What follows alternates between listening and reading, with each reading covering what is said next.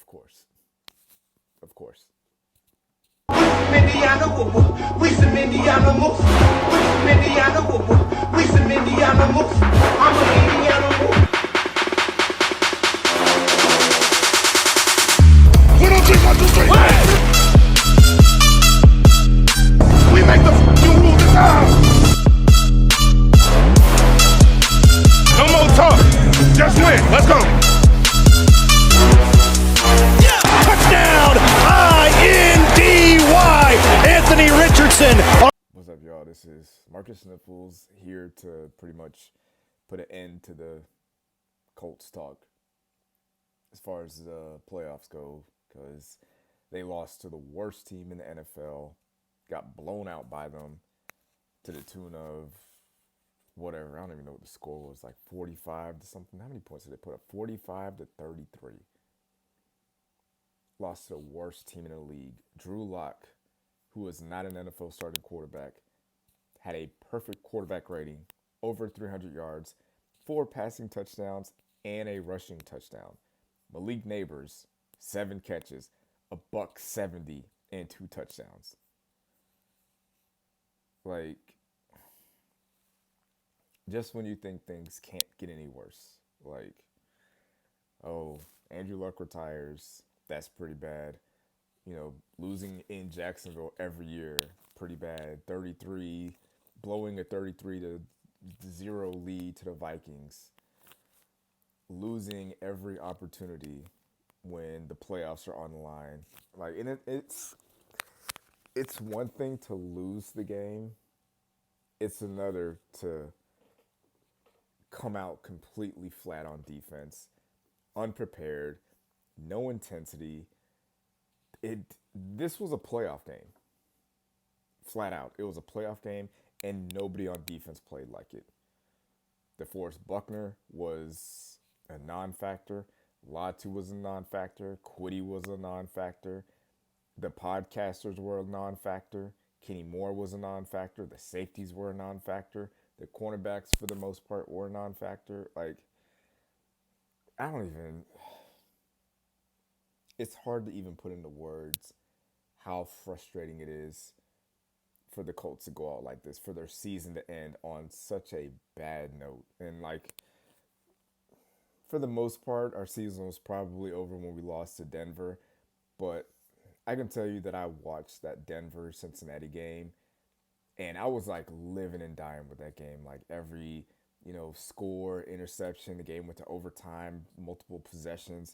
And I was like, yo, if Cincinnati could win, all the Colts have to do was beat the worst team in the league, and we still got a chance. There was a part of me that was still excited about the possibility of this team making the playoffs. And for them to come out and look that flat and that disinterested with so much on the line is insane to me. Especially like there's not much to talk about with the offense. Like, the offense is what it is. Like, if Joe Flacco's in there, the offense for the most part is going to be a little bit worse. He's immobile. Our running game isn't as good. Yeah, JT got over 100 yards, but it was like that 3 yards to carry. He can't avoid sacks. Half of the running plays go out of the window because we can't run the RPO. It's just... It is what it is on offense, like with Joe Flacco. Like, he's a backup quarterback. He's 500 years old, so I'm not expecting that much out of him. But, like, that defense, man. Like, we have a lot of guys on the defense that got paid this offseason, and we got a lot of guys on the defense who are going to be free agents at the end of the year. Like, EJ Speed is going to be a free agent. Julian Blackmon is going to be a free agent. Like, there's a few people who are just like, what, like... You guys are putting out bad film. You're putting out, like, against the worst team in the league. Like, the Giants on average, they score 14 points a game. Today, they scored 45. That don't seem crazy to you? Like, that's insane. Absolutely insane. I will say one thing about that interception that Joe Flacco threw. Why is Mo Alley Cox so deep downfield? Why is that the option? Why is he down there? Out of all the tight ends, out of every option that's there, Why is it him? It should never be Mo Alley Cox running out for a pass. Just none whatsoever. But like the defense was just embarrassing today. Like Drew Lock looked like Patrick Mahomes out there. He looked like the best quarterback in the league. Malik Neighbors looked like Jerry Rice. We had zero answers for that guy. Zero answers. And Gus Bradley's like just his whole philosophy of just, all right, well, it's 3rd and 8, so I want my cornerbacks to be playing 18 yards off of the wide receiver. That doesn't make sense.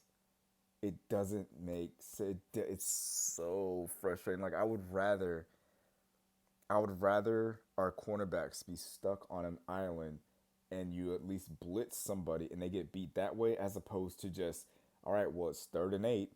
All right, well, we're just going to play off coverage. We're going to play 20 yards off. What is the point? What do you do, Gus? And I've been trying to get this dude Grace like all year. I know he's going to get fired, but like today was like the absolute worst. What was the game plan? What was the plan? And whatever the plan was, it clearly wasn't executed. And like at some point, the player's got to have some sort of pride. Like the fact that they gave up that many yards in the first half and then came out in the second half and let them return a kickoff for a touchdown. Like, what did you guys do in the locker room? Just go to the bathroom and eat an orange slice and come back out and expect the Giants to just lay down for you? Because like the Giants, they're playing for the #1 overall pick, and now they've squandered that. We were playing for a chance to go to the playoffs, and you let Drew Lock do you like that. Like, it starts from the top down, man. Every time the Colts have had an opportunity to get into the playoffs where our own destiny was in our own hands, we just let it slip through our fingers every time. Every single time. And I just don't understand why it seems like they don't care. I don't understand it. It's the most frustrating thing. And I know like the talk is going to be, obviously we've been talking all year about Gus Bradley getting fired. Like that's inevitable at this point. I wouldn't be surprised if he got fired today. Like if he's fired right now, by the time this video comes out, I would not be surprised, because like, who cares? Like whoever's next in line can't come up with a worse game plan than what we had today. Like whatever, just fire him. You know what I'm saying? Like and I know it's a whole lot of, you got to be a professional and do your job and all that stuff, but like it's time to go to the bottom of the roster now. Like start going to the bottom of the roster on defense. Take Zaire out. Take EJ Speed out. They can do a podcast on the sideline. Take Nick Cross out. Take DeForest Buckner out. Start to, like play the young people. Who cares? Who cares at this point? The vets and the guys that have been starting all year have shown that they're not capable and they don't really want to do this. They like, and I don't want to put too much on, like, I'm not gonna put too much on Jalen Jones. Like he's a 7th round pick. He was not expected to be cornerback 1. He's done what he's done well enough for his draft position, status, and salary. I'm not gonna put a lot on Sam Womack. We got him off a waiver wire. Like I'm his expectations aren't as high, but someone like Zaire Franklin, someone like Kenny Moore, someone like DeForest Buckner, like those guys are the ones that need to step up. Like, oh my gosh, it'd be one thing to fire Gus Bradley, but we can't fire Gus Bradley and bring back the same players. We can't run it back with these same guys over and over again, because that's what we did this year. Last year it was, we don't have or Anthony's not healthy, so let's just bring the whole game back and see how they play with their quarterback. And that defense is still bad. They're just not good enough. Well, technically they're not good enough against the bad teams, because against good teams, they play well. Like they played well against the Lions. They played well against the Bills. They held the Lions to under like 28 points. But hold on. Let me pull this stat up that I saw. It was pretty So against the Titans and the Giants in the last 2 weeks, the Colts defense has allowed 75 points. 30 to the Titans and 45 to the Giants. And if you don't know, those two teams are not good on offense. They're bad offensive teams. So I'm talking outside. So I, I, I'm at a loss for words. I'm at a loss for words. I feel like a broken record. Like Gus Bradley's got to get fired. Some of these defensive players got to get, not brought back, either traded, released, waived, whatever. Like there's got to be some sort of switch up. We can talk about Shane and the offense a little bit later, and AR probably towards the end of the season. But some of the things that I have noticed this week in watching that Bengals Broncos game and the game today, we just don't have like that explosive player. Like I was watching like the game today, we don't have like a guy like Malik Neighbors who can just go out there and make a play, like turn a 10-yard out into an 80-yard touchdown or a 20-yard catch into a 50-yard gain. Like yards after the catch they're not as explosive as the receiver. Like, and obviously like Alec Pierce is an explosive player, but he's more of like a jump ball player. He's not really gonna like catch it and then burn you deep, really. Like he's mostly just a jump ball player, deep threat. But I guess there's a little bit of a difference between like an explosive guy and what Alec Pierce is doing.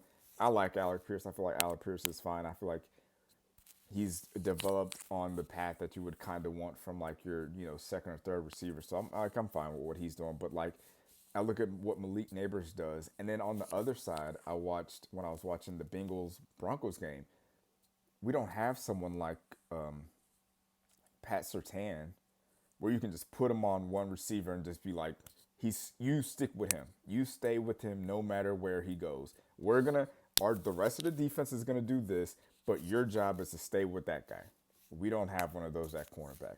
And it really stood out in the Colts Patriots game. Like Christian Gonzalez, man, he almost won that game single-handedly by doing that, by just being a guy that can just erase a guy, making plays, being sticky, being right on a guy, making interceptions, making big plays. Like we need one of those guys on one of these sides of the ball, either like a true cornerback one and a true like all caps wide receiver one. We need one of those guys, man. Like I'm just glad the season is kind of coming to an end. Like and it's not going to be the team that gets roasted at the end of the season. I had some takes at the beginning of the season that are not going to age well, and we're going to go through that line by line, and I'm going to get called to the carpet, and it's going to be bad. It's going to be bad because I had us winning the division and having the number one scoring offense in the league. So be on the lookout for that video. Next week we have the Jaguars. In all honesty, they should just put that game on NBA TV. Like, play that game on Thursday. Nobody wants to watch that. If we're being honest, nobody wants to watch that game. Like, I don't even know if I'm going to watch that game, honestly. But yeah, this is going to be an interesting offseason. I hope it's an interesting offseason. And when I say interesting, I mean that, major changes are going to be made. Like, starters are going to be gone. It's got to switch it up because this has not worked. Chris Ballard, we got something for you, dog. We got something for you, though. So I appreciate you guys watching. If you're a Colts fan and you're struggling just like me, man, like, it's almost over. We got one more week to go, and then we can enjoy the playoffs where they actually play good, competent football. So I appreciate you guys watching. I normally say go Colts here, but yeah. Go you. Whoever you are that's watching this, go you. You go do something good. Be productive and have a great day. Appreciate it. Peace. Thanks for watching, babe. Make sure to like this video and subscribe to the channel.